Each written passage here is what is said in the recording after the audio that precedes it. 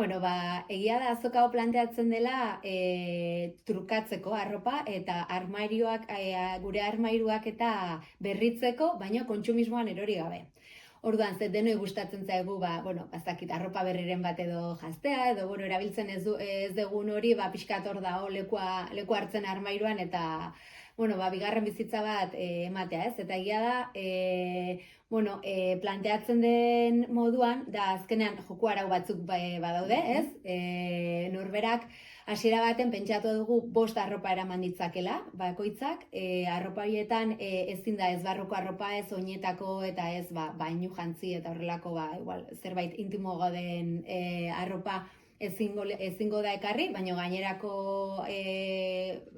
aukera zabalen artean ekarri litezke 5 ale, ez? Orduan, nolabait etortzen denari, oinarrizko kamisetek eukiko dute puntu edo truke txampon bezalako bat, gero ja pixka baldin badira kamiseta, ez dakit estampatuagok edo bi, eta gero ja baldin badira galtzak, berokiak edo oial gehiago dutenak, 5, ez? Orduan, norbaitek kartzen dunean bere etxetik arropa hori, emango zaizkio bonu txartel batzuk, eta egingo dia kokatu dauden mai eta asto eta berretan.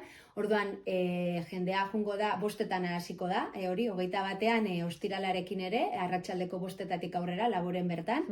Orduan, 5etatik 8 arte, 3 orduko tarte hortan, jendea jun etorri ibilialko da nahi dun gixan. Orduan, zuk itzuli bat iten dezu, aukeratu ezakezu nahi dituzunak, eta gero bukaeran egiten da truke hori, ezta? Dituzun bonuak entregatze dituzu, eta jasotze dituzu, trukean eramate dituzu etxera, aukeratu dituzun horiek. Orduan, hor, azoka horretan ere baina ditugula implikatu, aizpearekin lanketa hau eskoletan egingo duten gazteak, ez? Ikusi ezaten, nolabait, ikasgelan landutako alternatiba edo ekonomia zirkular horrek, badula isla, gero egunerokoan, ez? Orduan, pixkat, ze gertaliteke? Gertaliteke norbait gelditzea bonuekin, ez? Ez ditulako entregatu ditu naina ale topatu, ez?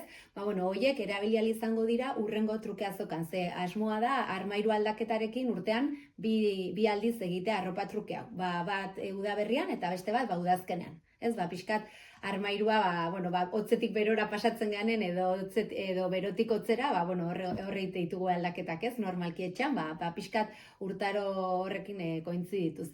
Eta emausekin ere hitz eginda dago, bonu horiek urtean zehar erabilializateko horeretako beraien dendan. Orduan, nahi dela sustatu baita ere, nolabait jendeak ohitura hart dezala, truke azokez gain, bigarren eskuko arropa eskaintzen den lekuetara joateko. Orduan, ez dakite aizpean noiz iriki zenuten horeretako denda? Ziur ezin zut esan, baina esango nuke duela pare bat urte baietz. Orduan, pixkat horeretan agian jendeak badaki, errotua dago, horren inguruko mugimendua, baina asmoa da ere, oihartzundi, oarsoaldeako proiektu bat denean, jendea ere area bideratzea.